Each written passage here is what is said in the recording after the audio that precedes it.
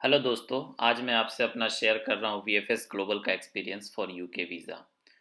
तो अभी हम UK visa VFS global centre पे पहुँच गए हैं, बैंगलोर में है। तो यहाँ से आप एंट्री करते हैं और यहाँ पे आप जितने लोग देख रहे हैं सब वेट कर रहे हैं। और यहाँ पे सिर्फ यूके के लिए नहीं, अलग अलग जगहों का भी वीज़ा प्रोसेसिंग होता है, जैसे Shenzhen visa, Dubai visa, Australia visa, like that.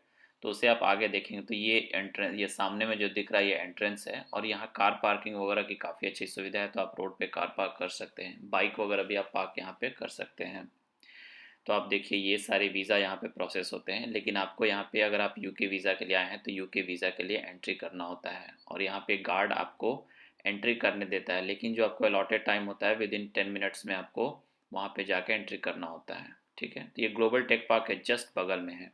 और आप यहाँ देखेंगे बहुत सारे लोग वेट कर रहे हैं अपने टाइमिंग का। तो अगर आपका स्लॉट 12 बजे का है तो आपको 11:45 या 11:50 में एंट्री दिया जाएगा अंदर, नहीं तो बाहर वेट करना होता है। वीएफएस के अंदर में सिर्फ आपको डॉक्यूमेंट्स और आपके वॉलेट अलाउड होते हैं, जिसमें डेबिट कार्ड या पैसे होते हैं, और कुछ भी अलाउड नहीं होता। कोई लगेज, कोई हेलमेट नहीं, कोई पर्स नहीं। तो आप उसे अंदर अगर आप उसे ले जाना चाहते हैं तो आपको एक लॉकर में रखना होता है, जो कि काफ़ी कॉस्टली होता है। तो आप बाहर इन लॉकर में भी उसे सबमिट कर सकते हैं, जो कि काफ़ी चीपर होगा आपके लिए। ठीक है, ये वीएफएस ग्लोबल के अंदर की कुछ तस्वीरें हैं। तो यहाँ पे ग्राउंड फ्लोर पे, और यहाँ पे आपको चेक किया जाता है कि आपकी टाइमिंग क्या है। उसके बाद आप फर्स्ट फ्लोर पे जाते हैं और यहाँ पे आपको वेट करना होता है, अपने डॉक्यूमेंट्स ईसी बंडल दिखाना होता है, और यहाँ पे आपको एक टोकन मिलता है। उस टोकन को लेके आप अंदर जाते हैं। तो ये टोकन आपका ऐसा दिखता है, इस पर आपका टाइमिंग और नंबर दिया रहता है। फिर आप अंदर जाएंगे तो ये स्क्रीन पे आप वेट कर रहे हैं, और जैसे आपका काउंटर नंबर पर बुलाया जाएगा वैसे काउंटर पे जाकर अपने डॉक्यूमेंट देने होते हैं। डॉक्यूमेंट सबमिट होने के बाद आपको फिर फाइनली वेट करना होता है अपना फिंगरप्रिंट और फ़ोटो देने के लिए। और हमारा वीज़ा प्रोसेसिंग कंप्लीट हो गया है, और अब हम कंप्लीट करके अपने घर को जा रहे हैं, और हमें अब वेट करना होगा अपने वीज़ा का। ये प्रायोरिटी वीज़ा है तो मोस्टली 5 वर्किंग डेज़ में आ जाएगा।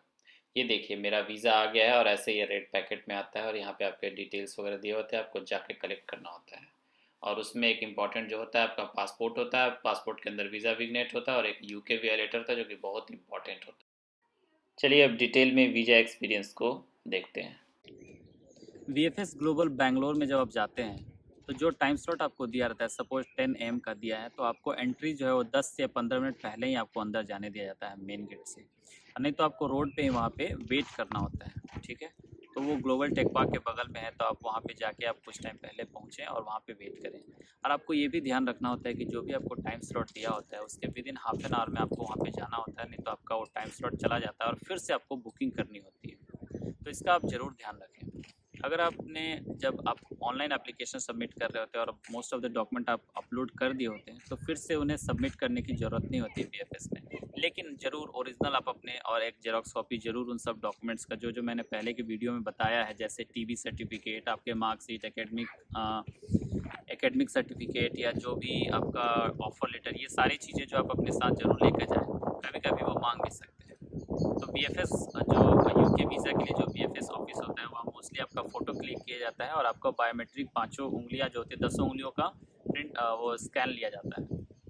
यही मेन इंपॉर्टेंट होता है। और आपको एक जो ईसी बंडल दिया जाता है, जब आपको अपना ऑनलाइन एप्लीकेशन सबमिट करते हैं तो आपको एक ईसी बंडल दिया जाता है, उसमें आपके सारे डिटेल्स होते हैं। और अगर आप प्रायोरिटी वीज़ा लेते हैं तो उसके भी डिटेल्स और उसके पेमेंट से रिलेटेड डिटेल्स होते हैं, और आपने जो एप्लीकेशन सबमिट किया होता है वो सारे एप्लीकेशन आपको उसमें दिए होते हैं। ठीक है, सारे डिटेल्स उसमें रहते हैं। और उस इसी बंडल को भी आपको वीएफएस ग्लोबल ज़रूर ले जाना चाहिए। तो जो मोस्ट इम्पॉर्टेंट चीज़ है वो है आपका ये पासपोर्ट और ईसी बंडल।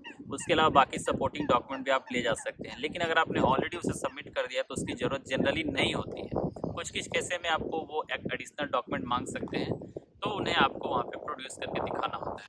जो यूके वीज़ा जो होता है, और जो यूके वीज़ा के लिए जब आप बायोमेट्रिक के लिए जाते हैं, तो ये यूएस वाले से काफ़ी डिफरेंट होता है। यूएस वाले में आपको कुछ इंटरव्यू क्वेश्चन वगैरह भी पूछे जाते हैं, लेकिन बीएफएस ग्लोबल में ऐसा कुछ नहीं होता है। मेरे एक्सपीरियंस में ऐसा कुछ नहीं था।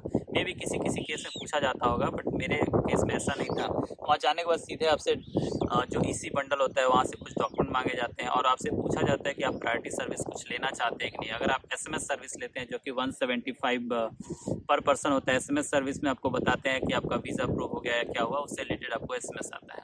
ठीक है, उसके अलावा आप कुरियर सर्विस भी ले सकते हैं। जब आपका वीज़ा रेडी हो जाता है तो आपको वो कुरियर आपके घर पहुंचा देते हैं। वो 650 या कुछ पर पर्सन होता है, तो उससे आप वहाँ पे चेक कर सकते हैं, और वो आपसे पूछते ही हैं जब आप अपना इसी बंडल या सब सबमिट करते हैं वीएफएस के अंदर में, तो आपसे वो पूछेंगे, आप उसे अवेल कर सकते हैं और आप उसे रिजेक्ट भी कर सकते हैं। जब आपके सारे डॉक्यूमेंट सबमिट हो जाते हैं तो फिर आपको एक जगह वेट करने के लिए बोला जाता है और वहाँ पे आपको अपना बायोमेट्रिक और फोटो देना होता है और उसके बाद आपका वीएफएस का काम ख़त्म हो जाता है। उसके बाद अगर आपने प्रायोरिटी वीज़ा लिया है तो विद इन 5 वर्किंग डेज, और नहीं तो अगर नॉर्मल वीज़ा है तो विद इन 3 वीक में आपका वीज़ा अप्रूव हो जाता है और आपको आ जाता है। तो वीएफएस का जब वीज़ा आपका आ जाता है तो उसके साथ आपको एक यूके वीआई लेटर होता है जो कि काफ़ी इंपॉर्टेंट होता है, तो उसे आप ज़रूर ध्यान से रखें। उसमें आपके सारे टर्म्स एंड कंडीशन लिखे होते हैं कि आपके बीआरपी कहाँ से कलेक्ट करना होता है, क्या क्या टर्म्स एंड कंडीशन है यूके में काम करने का, या कुछ भी ज़रूरत जो इंपॉर्टेंट चीज़ें होती है उस यूके वीआई लेटर में लिखा होता है। जब आप यूके आते हैं तो आपको इमिग्रेशन जो ऑफिसर होता है उसको आपको वो लेटर भी दिखाना होता है। तो ये यूके वीआई लेटर जो है काफ़ी इंपॉर्टेंट होता है। तो ये रहा मेरा वीएफएस ग्लोबल का एक्सपीरियंस।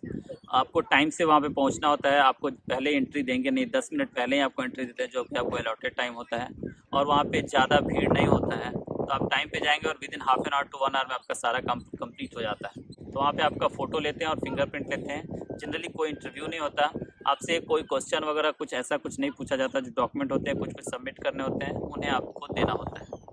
एडिशनल जो सर्विसेज है आप वहाँ पे अवेल कर सकते हैं, जैसे एसएमएस सर्विस या फिर कुरियर सर्विस आप अवेल कर सकते हैं, जो कि वीएफएस उसको हैंडल करता है। वो यूके वीज़ा उनसे रिलेटेड कुछ नहीं होता है। तो ये सारा एक्सपीरियंस रहा। तो ये मेरा एक्सपीरियंस रहा यूके स्किल्ड वर्कर वीज़ा से related at VFS global Bangalore में। ठीक है, तो मैं आपको अपने अगले वीडियो में मिलता हूँ किसी और टॉपिक के साथ। अगर आपको मेरा वीडियो पसंद आया हो तो आप इसे ज़रूर लाइक करें और अपने दोस्तों के बीच में भी शेयर करें। आप मेरे चैनल ट्रैवल फॉर लाइफ को सब्सक्राइब करें और अपने दोस्तों को भी बोले कि इसे सब्सक्राइब करें, और स्पेशली उनको जो यूके वीज़ा से रिलेटेड देख रहे हैं या जो ट्रैवल से रिलेटेड बहुत सारी जानकारियाँ जानना चाहते हैं, वो मेरे चैनल ट्रैवल फॉर लाइफ को ज़रूर सब्सक्राइब करें। तो आपसे मिलते हैं अपने एक नए वीडियो में एक नए टॉपिक के साथ। तब तक के लिए goodbye and take care.